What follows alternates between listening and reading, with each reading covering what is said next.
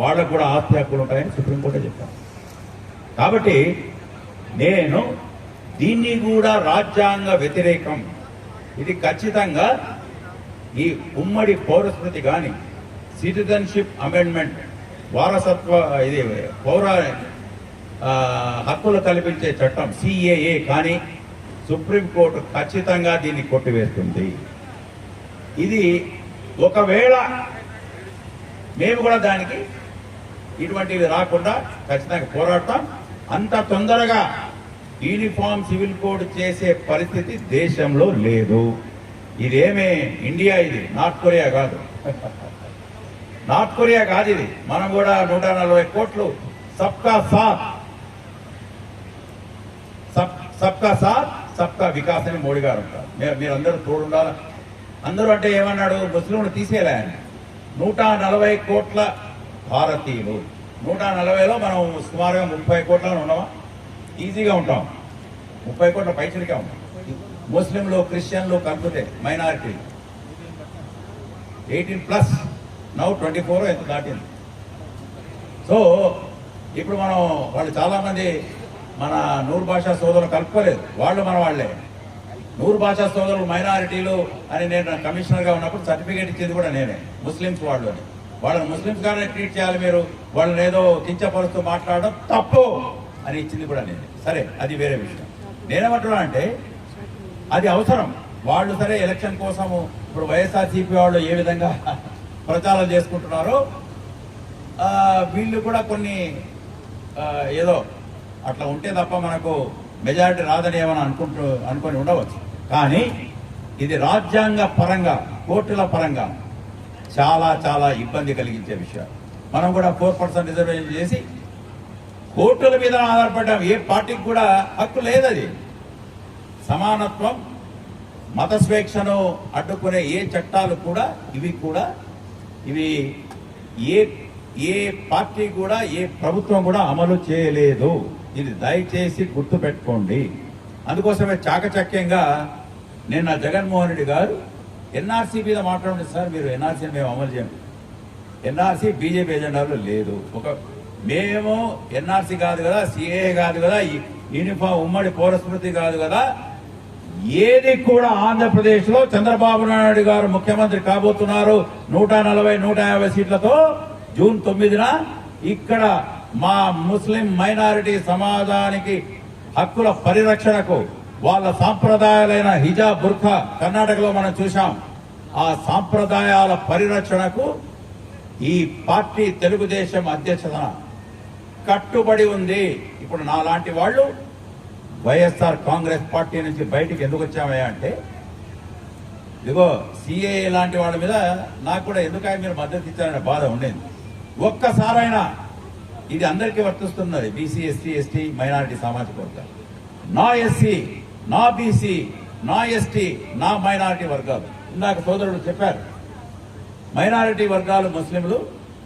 జగన్ గారు అత్యంత ఇక మాకు ఈయన వైఎస్ఆర్ లాగానే నేను కూడా ఆయన 4% ఇచ్చాడు రాజశేఖర రెడ్డి గారు, అభిమానించి చేరాము. కానీ అంతకుముందే 2004లో తెచ్చాడు. 2002లో చంద్రబాబు గారు దీన్ని ఒక ప్రాతిపదిక తయారు చేశాడు. దీన్ని 2004లో ఫుల్ ఫామ్లో వచ్చింది. కానీ అంతకుముందే బాబు గారు కూడా ఆలోచించారు. అప్పుడు మేము ఉన్నాం అంటారు. సరే, కానీ జగన్మోహన్ రెడ్డి గారి గురించి నేను ఇది ఆశించలేదు. ఒక్కసారైనా నేను మైనారిటీ కమిషనర్గా పనిచేశా, సెక్రటరీగా పనిచేశా. వక్ఫాస్తులు ఏ విధంగా పెంచాలి, ఏ విధంగా వక్ఫాస్తుల వల్ల ప్రయోజనం కలుగుతుంది మైనారిటీలకు. మీరు వినుంటారు, ఒక వారం క్రితం షరీఫ్ భాయ్ నా గురించి కూడా స్పెషల్ ఆఫీసర్గా మేము ఇక్బాల్ గారిని పెట్టి 300-400 ఎకరాలు మేము కబ్జాదారుల కూరల నుంచి దాన్ని రక్షించాము. అది నేనే. అప్పుడు అల్లాకు తప్ప ఈ తల ఎవరికి వంచాము. ఎన్నో బెదిరింపులు, ప్రలోభాలు ఎవరికి లోకకుండా. ఎందుకంటే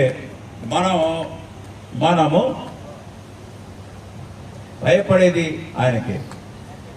ఆయన అన్నాడు కదా, సర్వలోకాలకు రబ్బుల్ ఆలమీ, సబ్కా మాలిక్ ఏక్, అందుకోసమే ఒకడే దేవుడు అనేది. కాబట్టి వక్ఫ్ ఆస్తులు పరిరక్షించి నన్ను పిలిచి ఉండవచ్చు. కేవలం పదవులు 6 మందికి ఇచ్చాము, ఎమ్మెల్యేలు ఇంతమందికి ఇచ్చామనేది కాదు. సరే 75 మంది ప్రజాప్రతినిధులకు 150 మందిలో ఒక్కరిని కూడా ఆయన పిలిచిన పాపాన పోలేదు. సరే సామాజిక వర్గం అంటారా? బీసీ, ఎస్సీ, ఎస్టీ, నేనే మైనారిటీ ఐజీని మైనారిటీ కమిషనర్గా చేసిన వాడిని ఆయన అందరినీ అన్న అంటుంటాడు ఊతపదంగా జగన్మోహన్ రెడ్డి గారు. ఇవ్వాలన్నా ఏమిటి, ఏమైనా చేయాలన్నా మన ముస్లిం సోదరిమణులకు అనేది అప్పుడు అయ్యా మీరు దుల్హను వెంటనే 50,000 కాదు 1,00,000 వెంటనే రిలీజ్ చేయండి, ఈ 10వ తరగతి నిబంధన వద్దు. చంద్రబాబు గారు 40,000 మందికి పైన 200 కోట్లకు పైన అప్పుడు ఇచ్చాడు. విదేశీ విద్య వెంటనే ఆల్రెడీ పంపిన వాళ్ళు కూడా మీరు డబ్బులు ఇవ్వండి, మా వాళ్ళు అప్పుల్లో ఉన్నారు చెప్పి ఉంది. ఈ సిఏ లాంటి వాళ్ళకి మీరు ఒప్పుకోకండి. ఇప్పుడు చాకచక్యంగా ఏదో లేని ఎన్ఆర్సీ రాని ఎన్ఆర్సీని మేము అడ్డుకుంటామని చెప్పడం కాదు, లేని రాని. ఇది నాకు అత్యంత బాధాకరమైన విషయం. అందుకోసమే సరే ఇంకా కొన్ని నాలాంటి వాడికి అవమానాలు ఉన్నాయి, ఇక మిగతా వాళ్ళ సంగతి వేరు. అసలు మాట్లాడే పరిస్థితి లేదు. అది వాల్మీకి సామాజిక వర్గమా, ముస్లిం సామాజిక వర్గమా, కురుబ సామాజిక వర్గమా, ఎస్సీ సామాజిక వర్గమా, ఎస్టీ సామాజిక వర్గమా, ఎవరైనా కానీ అక్కడ పోయి ఇదిగో మా సామాజిక వర్గానికి ఇది మేలు చేస్తుందని చెప్పే పరిస్థితి వైఎస్ఆర్ కాంగ్రెస్ పార్టీలో లేదు, వినే పద్ధతి కూడా ఆయన దగ్గర లేదు. మూడవది ఇక మీకు ఇందులో ఏదైనా డౌట్స్ ఉంటే అడగండి. ఎవరికైనా అనుమానాలు ఉంటే దయచేసి ఇది చాలా ప్రాధాన్యత గల అంశం.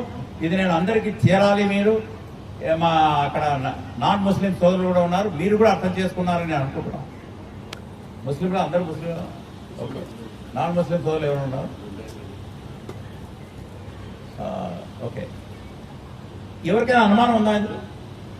ఇంకొకటి అంటున్నారు, ఒక ఆయన అడిగాడు చిలుకూరుపేట, సార్ 400 సీట్లు వస్తే రాజ్యాంగానే మార్చేసి మోడీ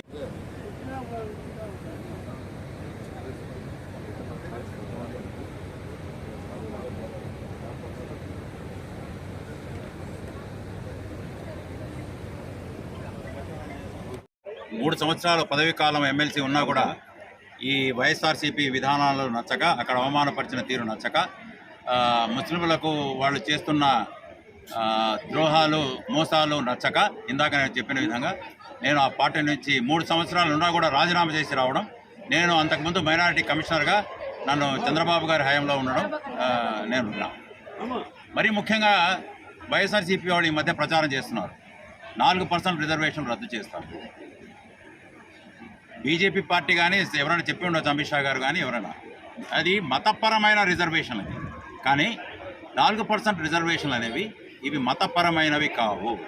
సామాజికంగా ఆర్థికంగా వెనుకబడిన ముస్లింలకు 90% ఎవరైతే ఉన్నారో వాళ్ళకు ఇవ్వబడిన రిజర్వేషన్లు ఇవి. 4% అనేది చాలా అందరు ముస్లింలకు వర్తించదు. మొహమ్మదులు, ఖాన్లు, సయ్యదులు వీళ్ళకందరికీ వర్తించదు. అన్ని ముస్లింలలో వెనుకబడిన వాళ్ళు ఏ విధంగా మిగతా బీసీలు ఉన్నారో అదేవిధంగా మేము కూడా బీసీఈ. సో ఆ బీసీ చట్టాన్ని తొలగిస్తారా? తొలగించలేరు. దీని మీద పోరాటం చేసేది ఎవరయ్యా ఇప్పుడు చేస్తున్నది మాతో అంటే ఆర్ కృష్ణయ్య. నేనే కమిషనర్గా ఉన్నా. చంద్రబాబు గారు అప్పుడు 5 కోట్లు కేటాయించి ఒక మంచి లాయర్ టీంను పెట్టి నేను 10 రోజులు కూడా అక్కడ ఉన్నాం. ఇప్పుడు స్టే అక్కడ ఇంకా స్టేలో నడుస్తూ ఉంది 4%. ఈ 5 సంవత్సరాలు కూడా వైఎస్ఆర్సీపీ ప్రభుత్వం, జగన్మోహన్ రెడ్డి గారి ప్రభుత్వం ఈ స్టే వెకేట్ చేయించి కంప్లీట్గా హక్కులు వచ్చేటట్టు చేయలే. ఎందుకంటే ఆర్ కృష్ణయ్యకు ఎంపీ ఇచ్చి ఆదరించి చేశారు తప్ప ఈ 4% రిజర్వేషన్లు స్టేలోనే నడిపిస్తున్నారు. ఇది ఒక అంశం. తర్వాత ఎన్ఆర్సీ నేను అత్యంత చాకచక్యంగా జగన్మోహన్ రెడ్డి గారు కడపలో ఎన్ఆర్సీ మేము అమలు చేయమని, అసలు ఎన్ఆర్సీ ఎక్కడుంది? వాళ్ళు ఎన్ఆర్సీ అనేది బీజేపీ ఎజెండాలో లేదు, ఎవరు అమలు చేయరు. సిఏఏకు మద్దతు ఇచ్చి విజయసాయిరెడ్డి మిథున్ రెడ్డితో మద్దతు ఇచ్చింది ఎవరు? ఆరోపణ కాదు, ఇది ఒక రకంగా ప్రజలు అనుకుంటున్నది ఏమిటి? 32 కేసుల్లో నిందితులుగా ఉండి బెయిల్ మీద కొన్ని సంవత్సరాల నుంచి 5 కాదు 10 సంవత్సరాల మీరు బెయిల్ మీద ఉన్నవారు మరి ఈ కేసుల నుంచి తప్పించుకోవడానికి ఎవరైతే వివేకానంద రెడ్డి గారి హత్య కేసులో ఉన్న ముద్దాయిని తప్పించడానికి కోసం మీరు బీజేపీతో స్నేహహస్తం, వెనుక ద్వారం బంధము ఇప్పుడు బాహటంగానే చెప్తున్నారు. మీ మంత్రి గారు 25 ఎంపీలు ఇచ్చినా కూడా మేము బీజేపీకే రాష్ట్ర అభివృద్ధి కోసం. రాజ్నాథ్ సింగ్ గారు చెప్పారు 14 లక్షల కోట్ల అప్పు ఉంది, ఒక్కొక్కరి తల మీద 2 లక్షల అప్పు ఉంది అని. అది ఏ విధంగా ఈ ఆర్థిక పరిస్థితి గట్టెక్కాలంటే పరిపాలన దక్షతే కాకుండా కేంద్ర ప్రభుత్వ సహాయం అవసరం. ఇది ఇంకా ఇదిగో బాబు మీకు కొన్ని ఇదిగో మా మేనిఫెస్టో మాది, ఇదిగో మీకు కొన్ని సీట్లు ఇస్తాం, మీరు కూడా సహకరించండి అని మాత్రమే అది వాళ్ళే చెప్తున్నారు బీజేపీ వాళ్ళు. ఈ మేనిఫెస్టో టీడీపీ జనసేనదే. ఎస్, మీకు కొన్ని సీట్లు ఎందుకు ఇస్తున్నామంటే మా రాష్ట్రానికి సహకరించండి అని ఇచ్చాం. తర్వాత సిఏఏ, సిటిజన్షిప్ అమెండ్మెంట్ యాక్ట్ అనేది పాకిస్తాన్ నుంచి, బంగ్లాదేశ్ నుంచి కొందరు నాన్ ముస్లిమ్స్ ఎవరైతే వచ్చారో హిందువులు, వాళ్ళు అక్కడ వేధింపులు ఉన్నాయి కాబట్టి వాళ్లకు 2014 కట్ ఆఫ్ డేట్ పెట్టారు, డిసెంబర్ 31కి వాళ్లకు పౌరసత్వం ఇస్తాం. కానీ మన దేశంలో ఇది రాజ్యాంగ వ్యతిరేకమని అభినవ్ చంద్రచూడ్ ఇది 2014 కాదు, అనాథలకు, తర్వాత హజారీస్కు, అహ్మదియాస్కు, మిగతా